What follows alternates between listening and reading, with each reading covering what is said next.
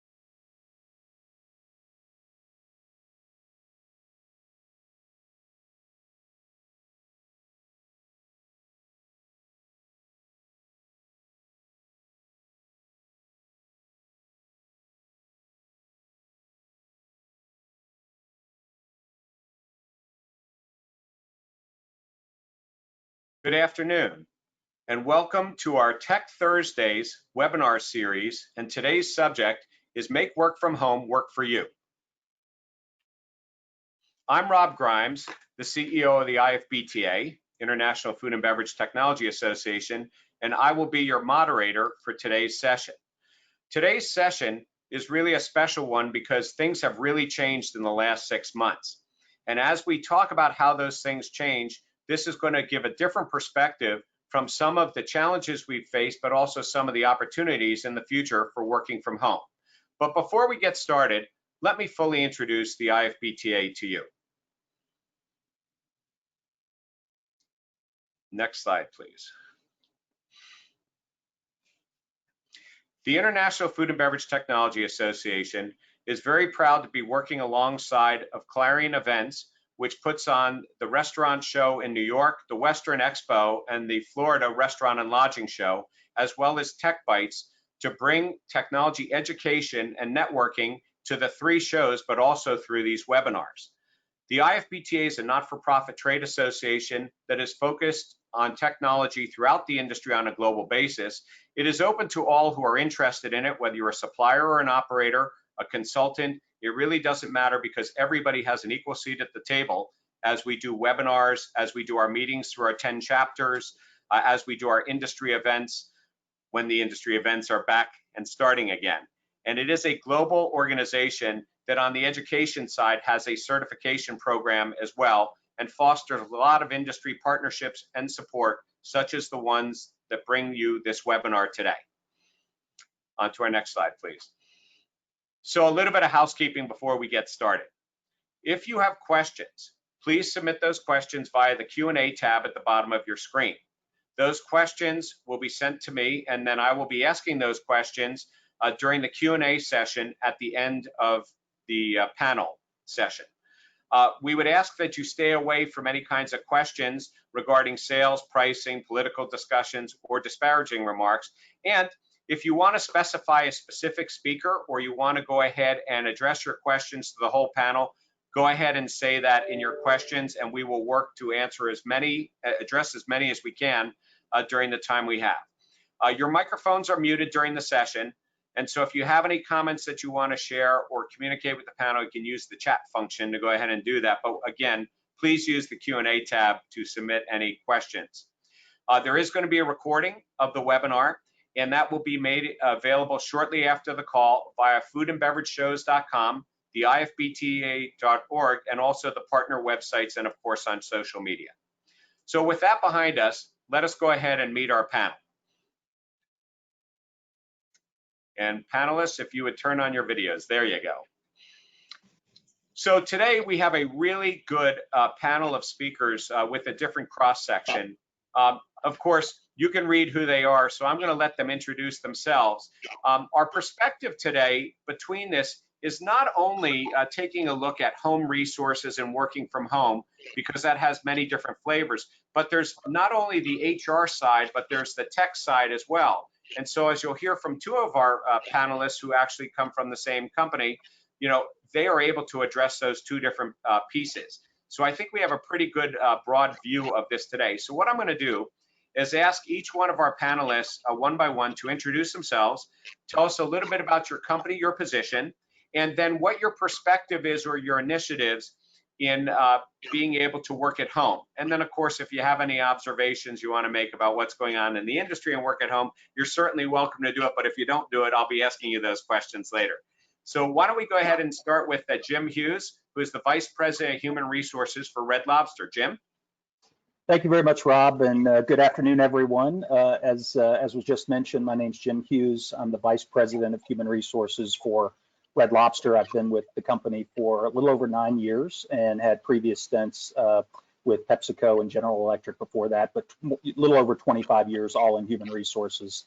As it relates to Red Lobster, we're the world's largest seafood company. We've got a footprint of more than 700 restaurants, spread over 44 states and 5 provinces in Canada. All of our company-owned restaurants with some, internationally franchised restaurants in other parts of the world. But a very large footprint and a very large employee base with pre-COVID anyway, more than 50,000 employees. As it relates to work from home, I would say that we were probably a little ahead of the game compared to many organizations. Probably from a corporate office standpoint, about 2 years ago, we made the change. We were like most organizations that historically, looked at their buildings as assets, and you had to have a return on those assets, which means we're going to have people working in these buildings. There's no reason to have the building and then let people work from home. But that changed a few years ago, and a lot of it was due to sort of the competitive landscape in the job market.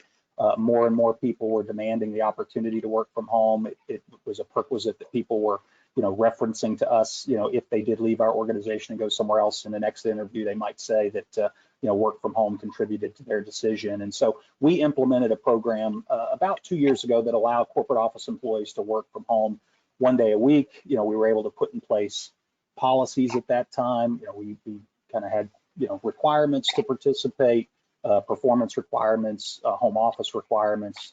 We made everything fairly clear. And we had about 50%, a little more than 50% of our employees that were taking advantage of that at the time sort of this new COVID world hit. So, from our standpoint, we were fortunate that we already had an infrastructure in place, but it didn't mean we were completely ready. So we still had a lot of work to do with the employees that didn't work from home, but at least we weren't starting, flat-footed. So I think, our standpoint is we had to quickly kind of pressure test this and make sure that the people that we brought everyone along at the same pace, that we didn't have some who knew how to do things and others who didn't. And that's really where we concentrate a lot of our efforts early on. And Lou can certainly speak, shortly here as the perspective of a people leader and sort of the technology side of our organization, how we manage that. But, overall, it's been a fairly smooth transition for us, and I think very enlightening, the feedback we've got from employees. And really, I think the other major thing is just our leadership being much more comfortable with work from home as a general practice now versus, a few years ago when we first implemented things. Great, thank you. And of course, you have it all to thank for the IT group that was able to enable you that, or you never would have been able to get it done. Let me introduce Donna Herbel, who is the Vice President of Training and Culture Development at Perkins, and also actually an old friend of the IFBTA through CHART, the Council on Hotel Restaurant Trainers. So perhaps you would share not only your own company's perspective, but some of the perspective that's been shared with you through CHART. I'd be happy to, thank you. So hat number one, I do work with Perkins Restaurants. We're a subsidiary of Huddle House Restaurants. So we operate a number of corporate-owned restaurants and then also support our franchise community. In addition to our restaurant footprint, which similar to what Jim described, we have operations in Canada and across kind of the Midwest with Perkins, kind of the East Coast with Huddle House. So whichever place you're in, you'll maybe recognize one brand or the other. We also have some decentralized support centers with our primary support center working together in Atlanta, Georgia, additional support in Memphis, Tennessee, and then Edina, Minnesota. So on the Perkins hat, when COVID was really kind of coming to be a thing, we didn't have the advantage of a formal work from home policy in place. It was really meeting individual needs individually, and it was a discussion with your supervisor, really with some guide rails.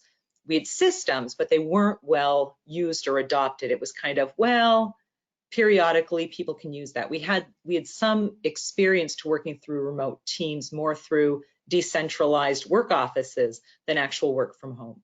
And with our friends from the Council of Hotel and Restaurant Trainers, you know, early in, many of us started talking to one another. What are you doing? What's going on? And overall throughout the industry, you know, there were bookends. There were some organizations that already had very strong, whether work from home or remote work technology, very common for field operations, right? Multi-unit managers, operators are on the move. Ours is a hands-on, busy business. And then there was the other side of, you know, not high-tech adoption. And we like to see people working, and the important conversations happen at the water cooler. So I think what you kind of see between Red Lobster's experience and Perkins' experience, really the industry falls across that framework. I think what was probably most interesting as we've all kind of ramped into this space, we learned in short order, both with work from home and as the need for rapid communication became more and more important, that communication infrastructure really upped in priority in many organizations. How do virtual meetings occur, or do they?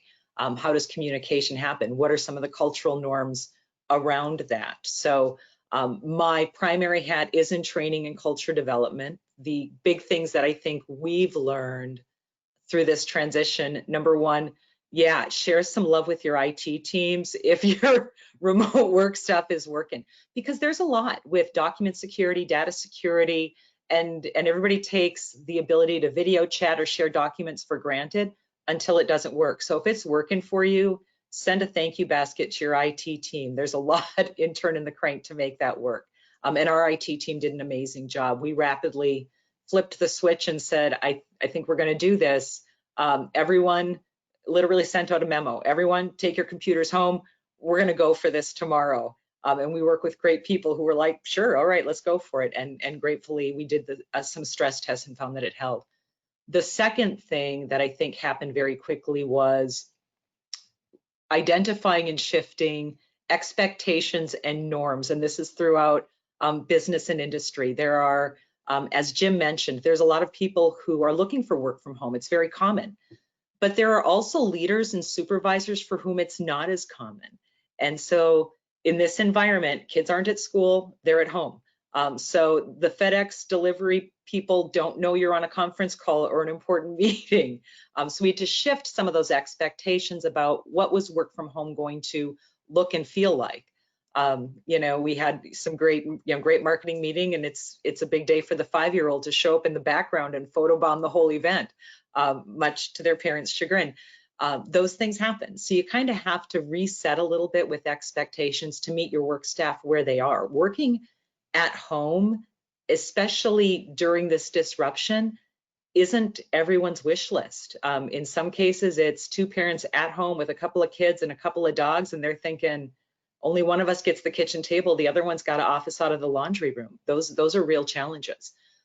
So culturally, being able to reset norms and expectations professionally and just create a space where you can demonstrate understanding was really important. The other thing that became really important was, and we've joked about this a little bit for those of us that are joining this call, there's a lot of video conferencing and interactive software out there. And all of it's just different enough to be a little bit challenging to use. So you kind of have to back off the assumptions of everyone knows how to do this. They don't. And so providing some training on here's the expectations, here's the norms of how we expect the software to be used or not be used, and the basic tutorials. Here's how you turn your camera on. Don't have your audio on and your cell phone going, or we're going to try to figure out who you are and everything's getting muted, right? So I think what we learned in this shift in how to work from home first and foremost was, as a company, you kind of got to decide what your culture around that is, communicate it, and then challenge assumptions. And then I think the third big point that I've learned, even talking with others in the industry, just because a leader or a supervisor or a key person in the organization thinks it's working, talk to the people who are doing the work and make sure that's true. And just kind of a small example of that, a conversation with a leader who's like, yeah, my team is loving this work from home. This is working for us. Our meetings are great. You talk to a person on their team and they're like, you gotta help. This is not good. So constantly getting that field feedback or end user feedback that just says, look, we had to learn some things fast and everyone did. It doesn't mean the way we do it today is our best solution. So continuing to evolve it to meet the business needs, the productivity and communication needs, and the employee needs, those are big deals. So I think if you put 2 quarters in, you get $5 back, Rob. I think I overstayed my welcome, but those are some of our key learnings. You did it all, and actually, you both have given a good lead in. I actually don't know how Lou is able to sit there in a room without all those cookie baskets not like piled up around them there. So Lou, we're turning it over to you. So let me just formally introduce Lou Grande, who's the Vice President of Information Technology at Red Lobster. And he knows I'm going to tell you he's my boss. He is the chairman of the IFBTA. And Lou, they have left IT to you. Well, thank you, and welcome everybody this afternoon. It's a pleasure to be here. I think Jim did a really good job of outlining Red Lobster, the company. So I'm going to dig into the tech side. So as Jim did mention, 2 years ago we embarked on a work from home benefit, and there was a lot of pre-work that we did from an IT perspective. We were already a Skype for Business company, so the platform was already there, and we were using that platform at the corporate office for all of our voice. So there were a number of folks at the support center, not only in IT but also in the functional teams, who are pretty adept at that Skype environment. Some of the things that we learned when we initially started doing work from home was the troubleshooting side. So again, we had support. We had to put some support processes in place. We had to teach people how to do speed tests from home because that last mile internet connection is definitely going to influence what their individual experience is at home. So there were some things that we had to work through for with everybody in that regard. And then once it got to mid-March and we went to a voluntary work from home, it was a fairly smooth transition. And I'll say that to Donna's point, I think productivity is really going to depend on the team, the relationships between the team, and how comfortable the leader is with regard to the team, working remotely.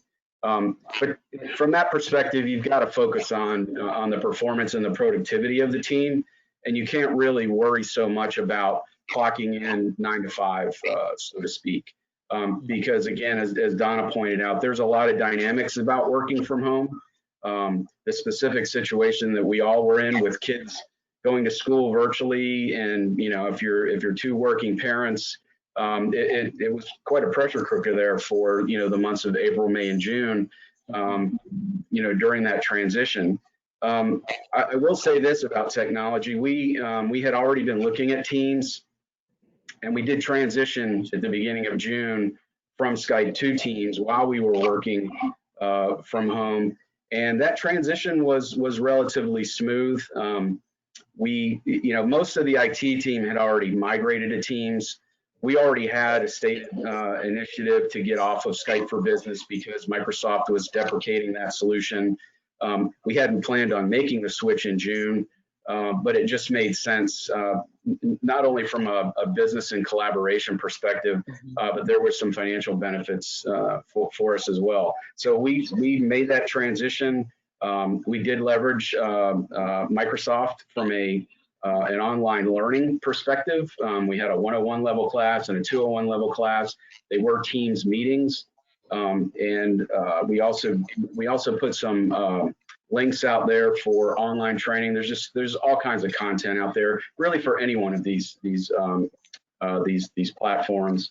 And so yes, we kind of joked a little bit about this was probably the 5th or 6th or 7th platform that I've used in the last 3 months, and you got to poke around and they all have the same functions and features, but you got to figure out how it works. So, you know, you all have brought up a whole bunch of different concepts and ideas here, but Jim, you started down the path about 2 years ago, as you said, for your people that were working in the corporate office, and I believe you said about 50% took advantage of that. What were you doing for work at home as it related to regional managers or store managers? Was there also a policy and procedure in place for that?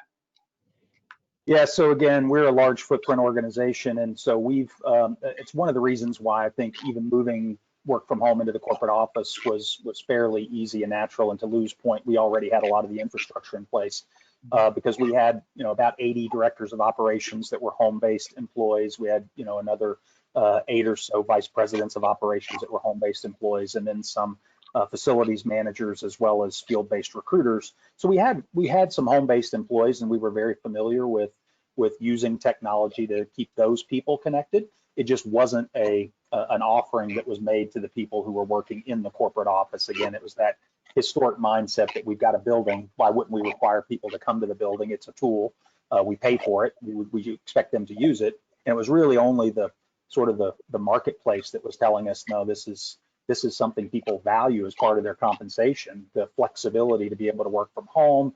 There's obviously the financial benefit of reducing the commute. There's the work-life balance, you know, benefits associated with being able to more effectively run many components of your home life. So, you know, those things were creeping in while we still had this, you know, this field-based organization that we were taking care of all along. So really, when we got started, it was us telling the employees, we hear you telling us you want it. But when COVID came, it was a very different message. It was, we need you, instead of you wanting this, we need you to do this for the ones that aren't doing it. For the ones who are, you know, we need you to do this full time. We've got to mitigate the risk associated with, you know, having people come on site, potentially getting a lot of people sick. Just, you know, the risk associated with that possibility was not a good one, and certainly not worth the reward, when our experience over the last few years was that people are highly productive at home. And one of the things that we did early on, because we were doing this voluntarily, that was very effective, is we told people, look, you can choose to sign up for this, but one thing that we're not going to allow is for the support levels to our restaurants to drop off, right? This has to be a net win in terms of the support levels that the restaurants feel.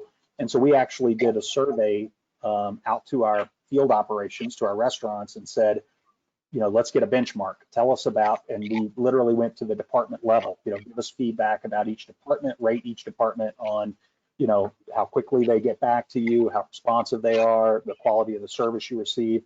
That way we can get a benchmark. And then over time, as we allow people to work from home, let's make sure that we don't see any atrophy there, that we don't lose any ground in where we're at. So that was, I think, a huge enabler, and set the mindset that working from home doesn't mean, you know, working less, or, you know, working with a different mindset of lack of engagement. And again, our experience has been just the opposite. People are probably more in tune with the fact that they're not, you know, they're not on site, and so they're listening really hard for those requests, and they're reacting very quickly to try to make sure that everyone knows that I am engaged and in tune. So again, we've luckily been able to navigate that pretty well.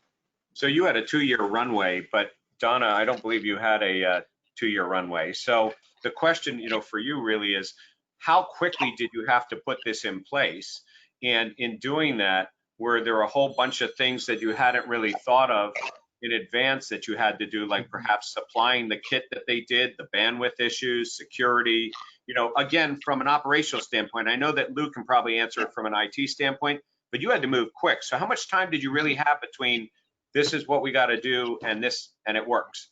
We really tiered it out within weeks. We went to stress test going into a weekend, and really started relaxing out of non-essential and kind of tiering into those that were quickly able, right, who didn't have to get behind big firewalls or big security, that could fulfill their function remotely, were kind of the first out. So but it was within a matter of weeks. It was a very, very rapid response. And I have to tout up and down, one of the biggest gifts we have is we work with amazing, agile, adaptable, committed people. I mean, I think you find that in the hospitality industry in general. You've got a lot of people who come up through operations, and operations, restaurant operators, hospitality operators are the kings and the queens of figure it out. So that was a big gift, quite honestly. I think the other thing that helped us in that transition was there was so much media, right, and so much information going. We didn't really have to get into the why.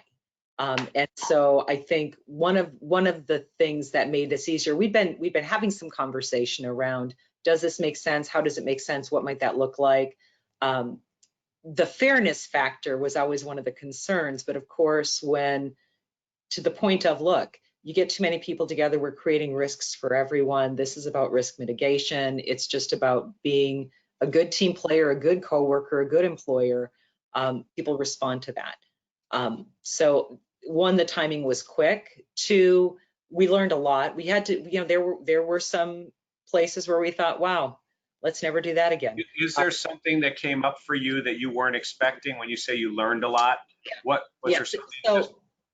So in the small things, and these are some examples that we've had, but also that I've heard in some other companies as well. There's a surprising number of people who rely on their mobile device for their internet, their download, their TV, they're kind of my cell phone does it all. So the assumption that you're going home to big bandwidth, not always true. So you, again, got to kind of challenging some of the assumptions, one. The other thing we did learn is we've done a lot of work with ensuring that the products, tools, and services we make accessible are generally mobile enabled and device agnostic, but that isn't true for everything that we've offered in terms of employee communication and employee service. And that's important. And I do believe, my personal opinion, that will continue to be really important moving forward. So that sort of shifts a little bit over to you, Lou, because Donna's just mentioned a couple of things that really fall into the IT enablement piece. Actually, Donna, I never would have thought about the thing that there are people that don't have a house phone, don't have anything, and use everything on their phone. And that's a learning I just came away with, just sort of thinking about it. But it makes logical sense. Lou, I'm just sitting here thinking, okay, maybe you guys were prepared for the home setup, but now you have more people working at home than you did before. And Donna mentioned bandwidth as one. I think data security is certainly another one, which I think Zoom, or one of the early ones, found out very quickly they had some issues there. From your side of it, how did you have to pivot and enable, maybe for people that weren't on board, or some new requirements that came because of this?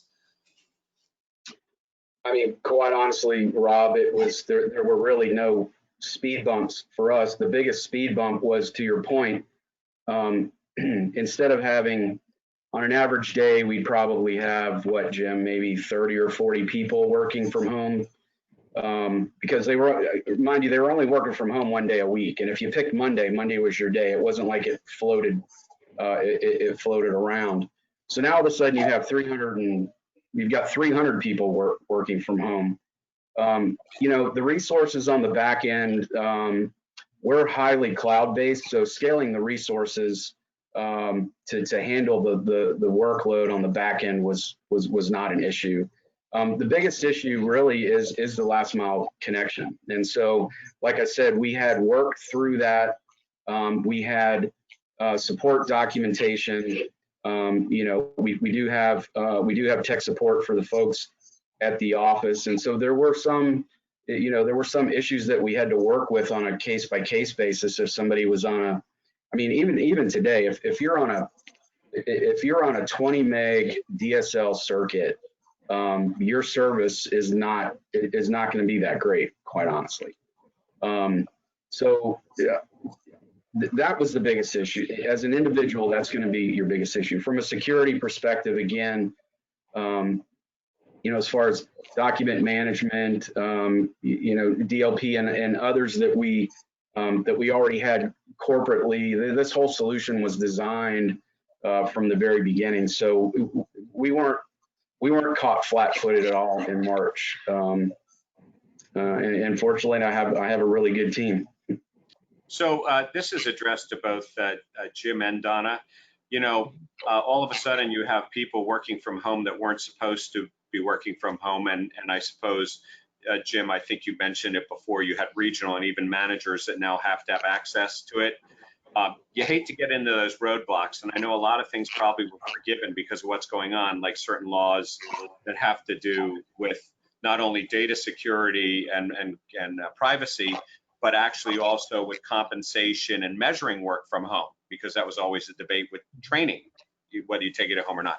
You know, did those things disappear? Everybody's looking the other way because everybody's moving so fast, or are they out there and you have to deal with it? And I guess part C is, when this is all over, if you still have it, are certain things going to go in place that you still may not have accounted for in these areas? Either one. Yeah, I'll jump in first if you don't mind, Donna. So yeah, I would tell you that one of the things that we did, even though our goal was to send, you know, as many people home for as much of the time as we could, we did designate some essential workers who needed to have on-site access a certain period of time, whether that was 1 day a week or 2 days a week. But, you know, we're like a lot of employers in this industry that, you know, we're dealing with credit card information that's coming back that has to be highly regarded. We're dealing with, you know, subpoenas that are coming through the mail that have to be addressed, you know, government licensing, things that are highly sensitive that come by the mail or that are document heavy and have to be touched. And so we still have people going on site, but we are very particular about you know, what footprint are they occupying? How much interaction are they having with each other? How are we spacing those workers out? Because we are trying to be as safe as we can be during this time. So that was part of it. You know, as it relates to, you know, things like time tracking and measurement and compensation, those are all on our radar, and we continue to kind of make sure that we've got, you know, the best protocols that we can have in place to make sure that we're, you know, that we're following every law and every rule. And there is some, you know, increased complexity in that regard working from home, and all you can do is try to make sure that you're keeping your eye on it and getting better. But it's one of those things that we're going to have to continue to get better at, because I think work from home is here to stay. Donna? Yeah, I think so. Similar approach with key critical functions. We had individuals who, you know, 1 day a week, and you kind of know it. There's one person going to get the mail. They're only doing it on Mondays. If it's a miss, there's some daily functions that just aren't happening all the time. Overall, I think we, like many who have major scale in our business, we really understand that compliance, even in complexity, is part of the business and part of the job. It's how we take care of our franchisees. It's certainly how we protect our employees, and it's how we take care of the business. So even with regards to things like wage and hour, we were really transparent on the front side, and I think culturally we always have been.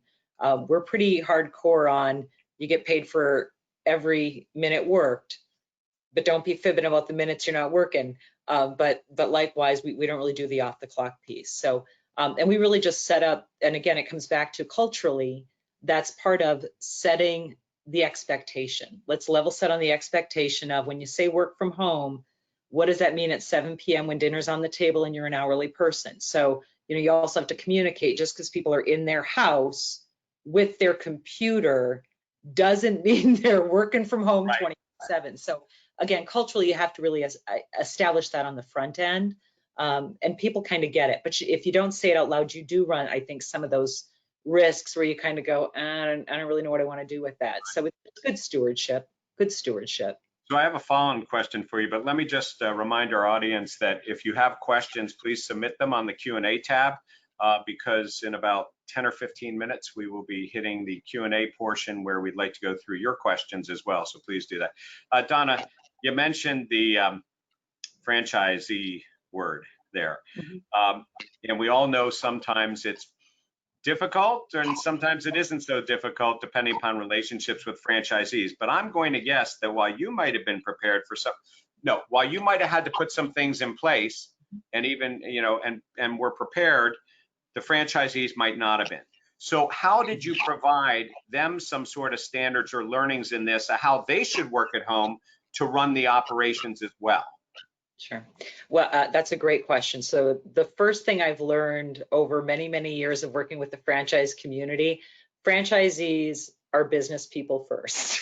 So, and I think that's the most important piece. You know, we have some independent individuals who they're running their single restaurant, their single footprint. And so they do rely very heavily, but in those situations, people who are going to work are working at the restaurant. We were very, very public quickly about providing, just look, here's what we're doing. Here's what we've made available. Here's how we're going after it. And it's really best practice sharing or providing access to additional best practices. The National Restaurant Association stepped up in a big way to really help with some industry tools and procedures as well to support franchisees through the transition. But I think we all, franchisees and franchisors, kind of looked at each other for a moment and said, this is going to take a minute and it's an all play. And I'm glad, by the way, you mentioned the National Restaurant Association, because the National Restaurant Association in the States found themselves in a scenario where they had to step in and provide some standards and some guidance on this sort of thing that may not have been provided consistently. And if you're multi-state, you know, that provides an issue. Lou, sort of the, you know, when you think about what is going to stay and what is going to go, is there something that you sort of learned here that you believe now that is going to change the way it is, you know, going forward, including the technology itself, the package, and how you set it up and maintain it? I think what's changed and what's going to stay, I mean, the IT teams are all very comfortable with working remotely. I mean, particularly after hours and late nights, if we're doing any kind of maintenance work or even on the weekends. So the work from home and collaborating for the IT team was not that big of a stretch. I think the thing that's changed is certainly over the last 18 weeks, our functional leaders and their teams have also gotten pretty adept at you know, impromptu meetings and these virtual meeting environments. And I think what's going to stay is that that additional collaboration now that's happening across the functional teams. You know, I want to go back to this concept of, you know, people working from home and, you know, us being worried about them not putting in the hours. It's certainly true that the opposite happens as well. And I've been pretty in tune with my team to try to make sure that, you know, particularly on weekends and nights, sometimes I'll just log on and see who's working.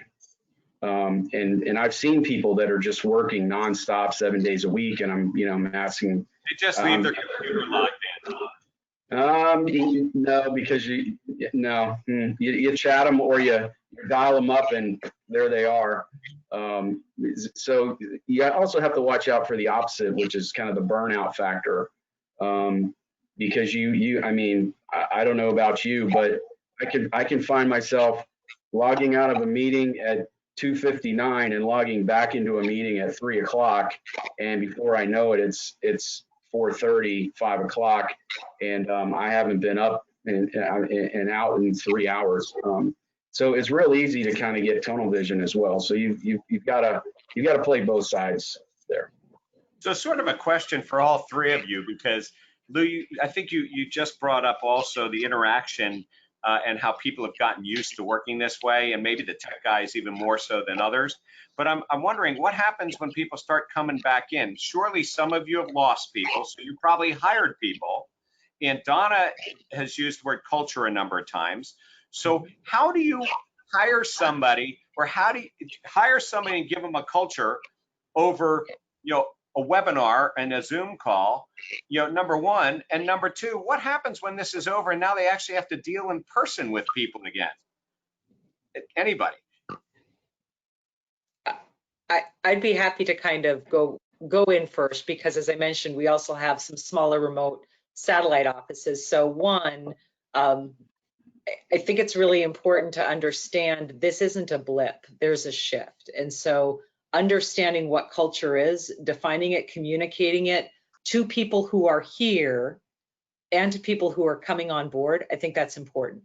The tools may change, you know, how we see each other, how we interact, where the documents are, I was actually putting some training together for exactly that purpose. And the underscore is, look, we have software solutions and we have video conferences. We have these tools. The tools enable the relationships and the work, but what drives the business is the relationships and the work. So there is an expectation that your supervisors and your peers are going to be the people you go to with questions. We're still a very high touch kind of, we call it a sticky culture. And I know I use the word culture, but it's important and it matters. So defining it for those that are, defining it for those that come back, I think that's super important. The other experience we're having is we are having, in some cases, some individuals now coming back into the workplace. And everybody's got a little, some are super excited. I mean, our poor extroverts have had a rough roll. they just want to go talk to everyone because it's amazing. And there are others who are like, you know, I don't really know if, you know, what my comfort level is. We've been very open to having the conversation with individuals individually about just their comfort level, their needs, their, you know, what their situations are to make sure that the work is done and this is fitting. But the way we work is different, and the expectations with that is different, and defining that, you know, we have some individuals who are, they have no patience for people who won't be coming back into the office tomorrow. They're like, I don't believe people are nervous. I think they just like, you know, eating bonbons. They're not sitting home eating bonbons. That's not what's happening. Right. But it has to be navigated as we go through hiring and onboarding. So Jim, you must have the same cultural issues, you know, so how are you addressing them? What are the challenges to it? Yeah, it's probably one of my biggest concerns, to be honest with you, is because I take a lot of pride in the culture that we have established at our restaurant support center. It's a culture of collaboration and fun and activity, and you know, we try to engineer a lot of a lot of social activity in, a lot of appreciation, a lot of things that we had built routines. You know, we had good communication protocols in place because we met with certain cadence. We had good recognition protocols because we did things, and all that's been disrupted, right? So in learning how to do it virtually, it doesn't feel as natural. It doesn't feel as warm. It doesn't feel as, you know, like it used to. And so I think that's all challenging. And then I think you referenced, you know, onboarding new employees, and you know, we're like most employees. We had employees furloughed, and we've brought some back from furlough, and you know, we're not at the place yet where we've been hiring from the outside, but that's quickly approaching because we have had some of those furloughed employees get jobs elsewhere, and they've said they're not coming back, and now we've got to bring somebody in, and it used to be a point of pride to bring them into our restaurant support center and walk them around. We got a beautiful facility. We got you know, like I said, terrific protocols in place where people have a wow moment when they're walking around. This is, you know, I'm part of something big and special, and that's just hard to replicate when you're sitting in your living room saying you're still part of something big and special. You just happen to be in your living room. So I think we've got a lot of learning to do there, and I'm looking for suggestions and thoughts. We're trying to build it ourselves, but we're not above you know, taking best practices from other companies. That's for sure. Well, I think that you know, there are certainly a lot of different things going on. You know, the thought that came to mind to me, and this is not a discussion about how we communicate with our guests, but we've trained our guests now to essentially not necessarily have to communicate with us. And there's been a lot of discussion when they come back into the dining rooms, maybe they're going to use their own devices to order. And I just picture like the kids who sit there at the table just texting each other, and there's no conversation going on. That's been the running joke for the last 2 years. But now we may have customers that don't communicate with us.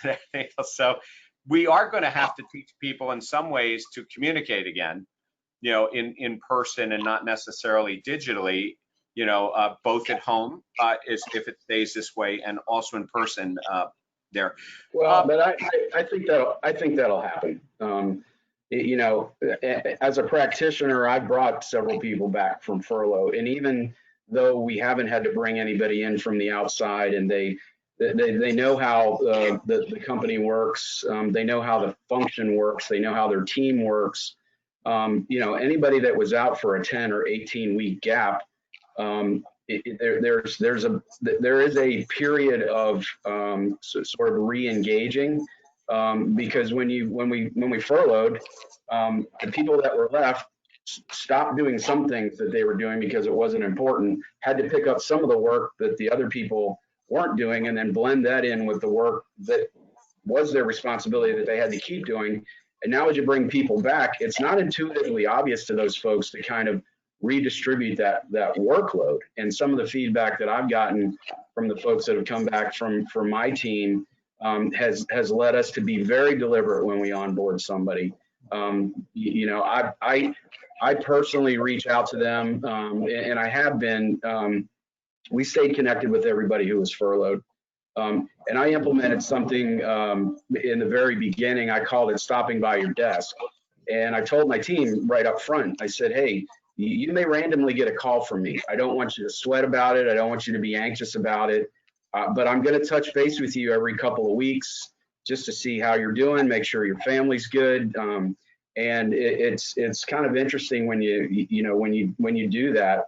The things that you learn about the folks on your team, but you do have to be very deliberate about making those connections. Well, let me ask you guys this, because I think Donna mentioned this earlier, and I'm curious from all of you about this. You know, one thing that Zoom or the webinars have done, the 6 different platforms have done, is we've transitioned from conference calls where we didn't see the people to seeing the people. And you can learn a lot. You know, I can see the graduation pictures there with Lou, and people think that that's an alien behind me there. And, you know, but you learn a lot. So I'm sort of curious. I thought it was the Wizard of Oz. It is the Wizard of Oz, because you know, but most people are like, what's that alien? Okay. So, but, you know, I'm sort of wondering, Donna, you mentioned this, and we've all probably had the experience. What is the funniest thing that actually happened, you know, on some group management call, or the funniest thing you learned about somebody because you were able to see their environment, something you didn't expect? Yeah, I think the 5-year-old photobomb was probably my favorite.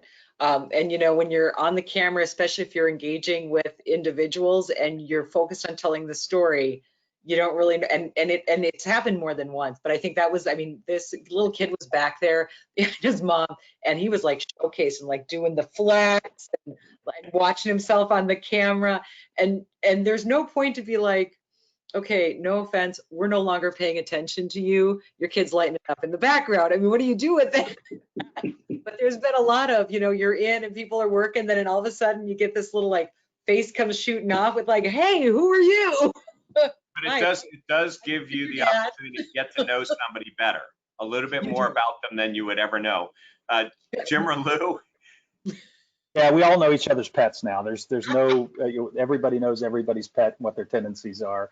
Again, I think even as speaking personally, you know, you have those challenges where you've got your home office set up and you feel like you're pretty comfortable and you guard it as well you can with not having the visitors pop in, and you're out of range of the dogs and the lawnmower as best you can be and all of that stuff. But, you know, something inevitably happens. And I know, you know, personally, it's like, you know, my house is generally Grand Central Station, but, you know, that one day where there's not going to be anybody around, I decide, well, instead of working from the home office, I'll just be in the family room or I'll be in the kitchen. And that's when something goes wrong, right?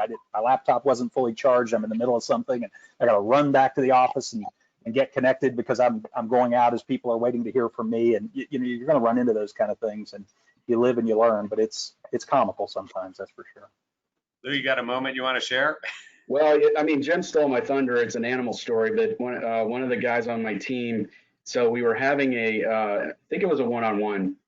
No, it was a staff meeting, and it was early in the process, and I found out that one of my guys actually has a cat. I had no idea he had a cat, and the way I learned that he had a cat was this cat came from back behind his laptop, walked right across his keyboard, and then turned his backside straight to the cat. So that's how I met his cat. All right. Well, listen, we're going to sort of move into the Q&A side of it, and I've got a question here for the panel, and I'm not sure who takes this. Maybe we start with Lou, but is there a checklist of things that you should have in order to prepare for working at home? Well, I mean, Jim started out with, you know, you've got to have the policy, you know, you've got to have the process, you got to set the right expectations for, you know, the why, and you've got to, and the other thing is you've got to have management buy-in to it. If you don't have management buy-in to it, it's not going to work. In today's world, the management buy-in piece is a foregone conclusion. Everybody's bought into this idea of working from home. So I think the policy, the procedures, and then obviously the tech platform. And you brought it up several times. It's not just the platform and the connectivity, but you've got to make sure you've got the security around the sharing. And we've been tweaking on that for 6 years with regard to do you allow people to email files to their personal email address? So we've got a lot of we've got a lot of monitoring in place. We don't restrict a lot, but we do monitor. And when we see behavior that is not consistent with what we know needs to happen, like Social Security numbers or bank account numbers or something in clear text in an email, we'll catch that and reach out to the individual, not for the purpose of admonishing them, but just say, hey, remember, you're dealing with sensitive information. We've got this email encryption process. You need to make sure you leverage that, but you've got to have the security and the monitoring tools in place for sure. And then scaling the platform on the back end. If you're gonna host this thing on your own servers, in today's world, I wouldn't recommend that. I mean, with any one of the cloud platforms that are out there, scalability should never be an issue today. Again, your only bottleneck is going to be that last mile connection into that person's home. And in some instances, the hotspot on their cell phone is going to be a much better experience than their home connectivity. Yep. Especially if they got their wife's streaming a movie and their kids playing their PS4. Right.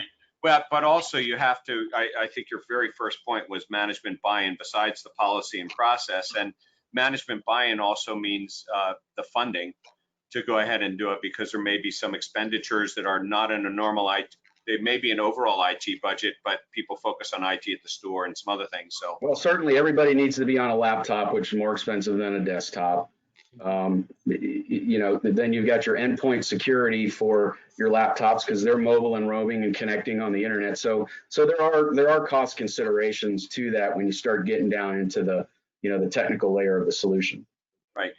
Donna or Jim, do you want to add to the checklist of things that people need to consider? I think Lou did a good job kind of laying out what we do. I think the one additional thing that was maybe implied but wasn't stated is training. So we do have web-based training. So once the policy establishes your expectations and helps educate people on kind of how this works and what we expect of you if you're going to take advantage of this program. But the training really gets into the how-tos, not only on the technical side, although that's very important, but even things like, how frequently you're checking in, or some of the wage and hour concerns about clocking in, clocking out, all that's part of a robust training that you've got to make sure that you've got captured. And so I think that's the only thing I would probably add. Lou hit everything else. Donna? The one thing we did too, just before Donna, was that we had everybody sign a contract.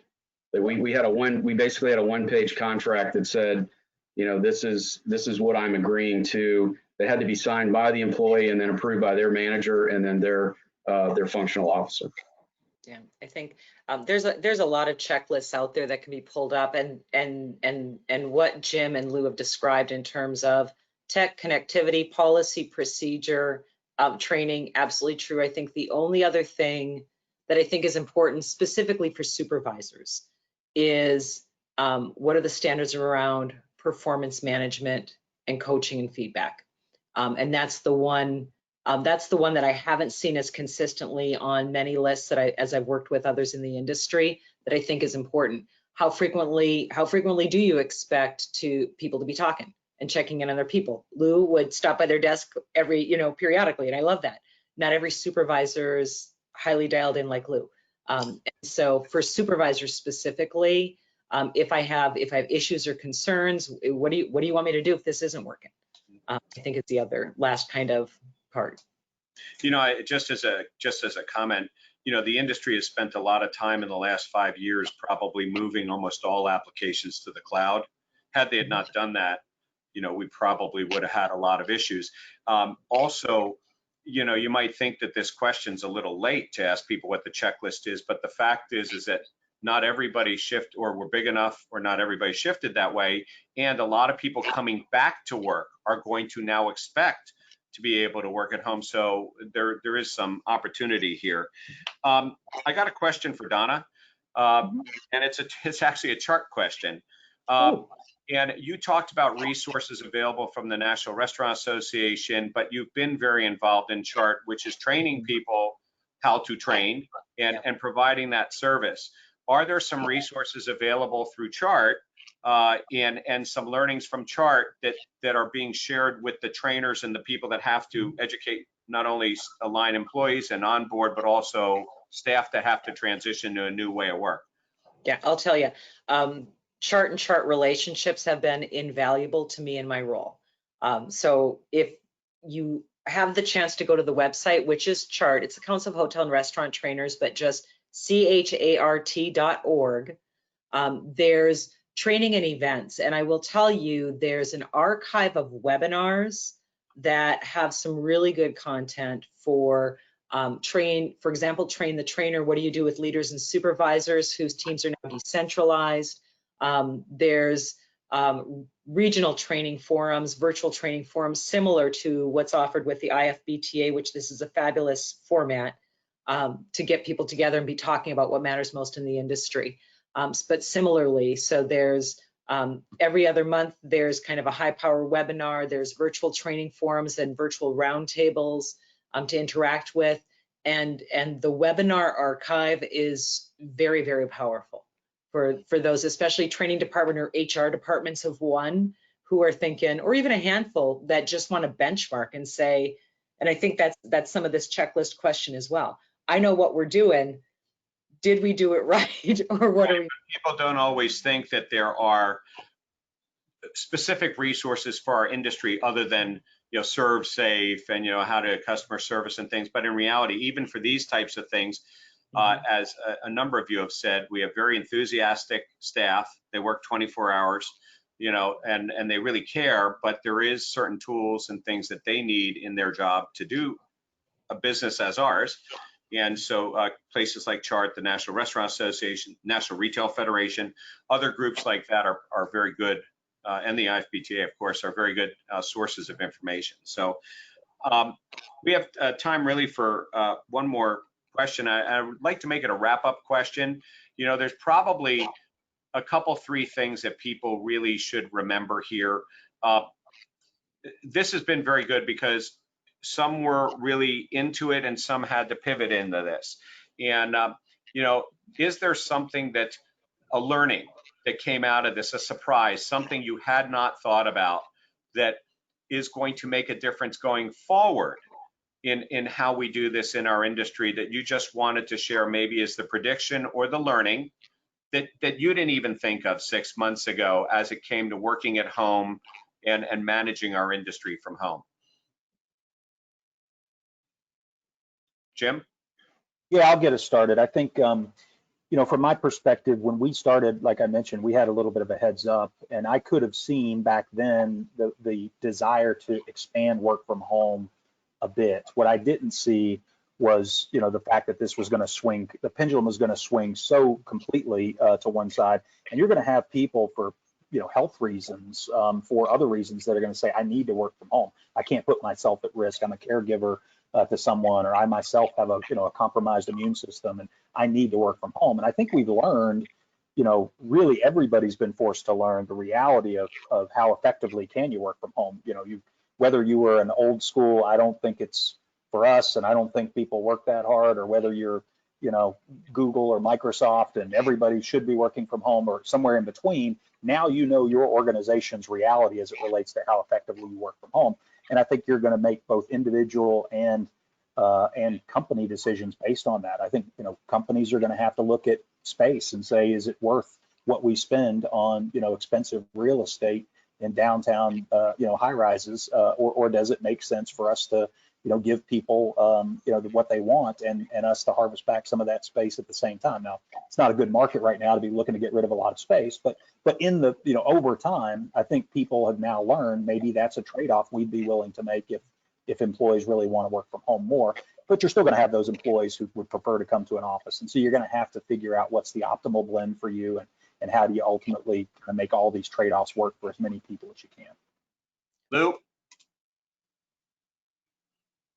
I think I've already mentioned it. It's, for me, the thing that I never 6 months ago, 18 weeks ago would have imagined was onboarding somebody virtually, because we do operate very high touch. You walk somebody around and they might not know all the individuals, but they see the functions and they kind of have an understanding of where they need to go when they need something, whether it's HR, payroll, and benefits, or the mailroom, or the marketing department. And so I'm really thinking hard about how you onboard people going forward, and how you do that successfully, keep them engaged, teach them the culture, and continue to drive high-performing teams. Okay, well, Lou got the last word. You always got to let your boss speak last. So I really wanted to thank our panel, for going through this today. We got a lot of information, and every time we do one of these webinars, I always learn something new, and I hope that each one of our panelists learned something new, and also that this was useful to those who attended. On the screen, you can see our speakers from today. They are happy if you want to reach out to them, and they're certainly willing to share their advice. And on top of reaching out to Donna, please feel free to take a look at the IFBTA.org or chart.org. And certainly you can get more information from the foodandbeverageshows.com. Also, this webinar will be online shortly after we are over. It will be posted on our websites, and then there's a library as well in a number of different sites too. The last slide, please. So before we wrap up, I just want to remind you that this is Tech Thursdays, and it is a collaboration between the three shows in California, in Florida, and New York, and Tech Bites and the IFBTA. And our next session will be next Thursday from 3 to 4, and it's each Thursday from 3 to 4. Next week, it's going to be pivoting to takeout, delivery, and catering, maybe pivoting to and from, because some of those are going to be coming back, and how to leverage those opportunities, leverage the opportunities. And we have a great panel for that as well. And then the following Thursday, your virtual lifeline, and then the conclusion will be the customer connection is the key. So I want to thank everyone for joining us today on behalf of the IFBTA. Thank you to our panelists, and thank you to all of you for tuning in. I hope you have a great day, and we'll see you next Thursday.